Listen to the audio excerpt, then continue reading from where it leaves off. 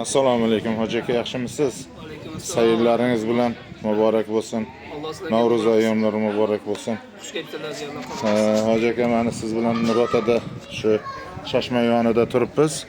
Mana bu Chashma. Shu Nurota ziyoratiga keldik. Shu sizni qiroatingiz shu yerdagi hozirgi juda ham ovozingiz yoqib, shu siz bilan ikki og'iz suhbat so'rasam degan edim. Mana shu Nur otamiz to'g'risida shu o'z bilganlaringizni agar biz bilan o'rtoqlashsangiz degan bir so'rovim bor edi. Nima deysiz hoji aka? Mayli, inshaalloh. Imkon qadar ma'lum qilib tushuntirib beramiz. Xo'p, bismillahirrohmanirrohim. Alhamdulillahi robbil alamin. Vassalatu vassalamu ala rasulillah. Amma ba'd. Assalomu alaykum va rahmatulloh. Xush kelibsizlar qadamiylarga hasanot. Demak, bu makonimiz Nurota shahridagi o'zi aslida Chashma ziyoratgohi deyiladi. Hop, ziyoratgohimizning asosiy manbasi hovuzdagi suvimiz. Tekshirgan olimlarimiz bor. Buxorolik Abdullayev, Toshkentdan Muzaffarov, Moskvadan Nikolayev va Sankt-Peterburgdan Aleksandr Dimov degan olimlar tekshirganlar. Bizlar o'sha olimlarimizni xulosasiga suyangan holda siz kabi kelgan aziz insonlarga, aziz mehmonlarga imkon qadar ana shu olimlarimizni xulosalarini, ma'lumotlarini tushuntirib beramiz. Demak, olimlarimiz shu tekshirish jarayonida suvlarga shunaqa ta'rif berganlarki, demak, bu suvimizning harorati qishin yozin yil davomida o'zgarmas harorat. Minus 19,5 gradus tarkibida mineral elementlar bor. Ana shu mineral elementlardan baliqlar o'zi oziqlanadi.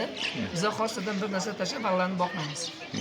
Suvimizning shifo baxshligi faqat tong saharda och qonga esa shifoligi bor. Boshqa paytda chanqoqni bostirib qonda shu maqsadda ishlatiladi. Hop, keyingi eng asosiy manba naqlashtirayotgan zot Shayx Abul Hasan Nuriy. Shu zot haqida bu kishi avliyo bo'lganlar. Bu zot haqida ham juda ko'p tarixlarini, so'zlarini, kitoblarida yozib qoldirganlar. Xosatan Fariddin Attorining Tasqitli avliyo kitoblarida, Abu Bakr Nashaqiyning Nuriy Buxoro kitoblarida, Alisher Navoiy bobomizni Nasoiy muhabbat kitoblarida bu zot haqida ma'lumot bor. Boshqa tarixlarimiz ham masalan Abdurrahmon Jomiyni, Bobur Rahimashlar, Muqimiy, Sadruddin Ayniyning kitoblaridan.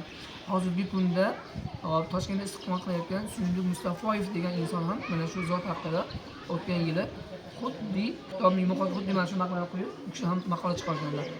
Xo'p, endi tarixlarimizning fikriga to'xtalmoqchi bo'lsak, endi men o'zim shaxsan o'sha Fariddin Attorining Tasavvuf avliyo kitoblarini o'qib chiqqanman va hozirgi kunda o'sha boyagi aytganimizdek Suyunli Mustafoyni ham kitoblarini o'qib chiqqanman. O'sha tarixlarimizda faqat yillarda o'zgarish bor, boshqa jumlalar bir-biriga mos keladi. Qarang, Fariddin Attor aytiblarki, Hazrat deydi, avliyodan aytiblar. Hazrat Nur shaharga kelishlaridan oldin nafaqat Nur shahri deydi. Nafaqat Nur, yon atrofda bo'lgan barcha qishloq tuman xalqi Zardushti bo'lgan. Zardushti. Mana, tarixlarimiz aytibki, agar inson deydi, tarixga nazar solsa, islom kelishidan oldin har bir qabila qavm nimagadir singan. Hattoki Makka ahli ham nimaga? Butga, sanamlarga singan. Shunday. Qaysi bir qabila qavmlar quyoshga, oyga singan. Demak, bu qavm bu xalq esa Zardushti otashparast bo'lgan. Otashparast. Demak, Hazrat kelganlaridan keyin xalqqa ilm ma'rifat tarqala boshlaydilar. Vaqt soat o'tgan sari insonlar asta-asta islomni qabul qilgandan keyin katta jamoat bo'ladi va ularga nima? Masjid kerak. Demak, Hazratimiz boshligida ana shu jami masjidimizning birinchi qurilishi. Mana shu masjidda? Ana xuddi ana shu birinchi qurilishi 842-yil. Boshqa bir manbalarda 820-yil ham deb keladi. Mana shu masjid. 9-asrda bunga ta'rif qilganlar. Aynan shu masjid birinchi shu kishi tomonidan qurilgan, barpo etilgan. Shayx Abul Hasan Nuriy tomonidan qurilgan. Qarang, Shayx Hazratimizning unvonlari, darajalari bo'lsa, Abu arab tilida ota degani. Demak, Hasan, demak bu kishi Hasanning otasi. Nuriy, Nurda yashagan uchun Nuriy bo'lganlar. Nuriy bobo keyinchalik xalq tilida bu kishi Nur ota boboga aylanib ketganlar. Hozirgi ahli ilm aytadiki, o'zi aslida Nur ota bobo deyish joiz emas. Chunki Nur ota shaxsga emas, shaharga berilgan nisbat, shaharning nomi. Shaharga? Hazratimizning o'zlarining haqiqiy ismlari Ahmad ibn Muhammad bo'lganlar. Ahmad ibn Muhammad. Bu zot yashagan davrlari tabi'a tobiinlarga to'g'ri keladi. Ya'ni payg'ambarimiz Muhammad sallallohu alayhi vasallam bilan yashagan safdoshlari sahobalar deyiladi. Vafotlaridan keyingi va Rasululloh vafotlaridan keyingi avlod tobiinlar, ya'ni sahobalar bilan ham nafas bo'lganlar tobiinlar deyiladi. Tobiinlar, sahobalar vafotlaridan keyin tobiinlar bilan har nafas bo'lgan avlod tabi'a tobiin. Bu zot ana shu tabi'a tobiinlardan bo'lganlar. Uvays deganichi Uvays Qaravoniymi? ha, Uvays Qaravoniy bor, Harnaqoniy bor. shunday. O'sha Navoiyga borishda Qalqon ota deydi, ana shu yerda ham qabrlari bor.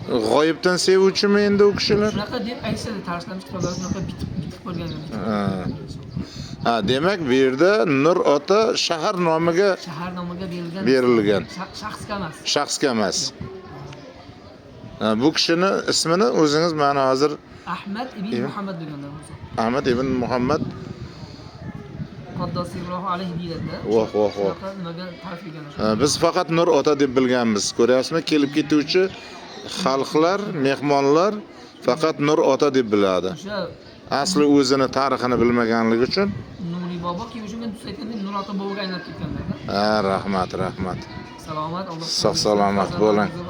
Juda ham katta rahmat, sog' salomat bo'ling. Mana bu biz bilishimiz kerak bo'lgan tarix, o'tmish mana shunday. Mana mazmun shu gapda.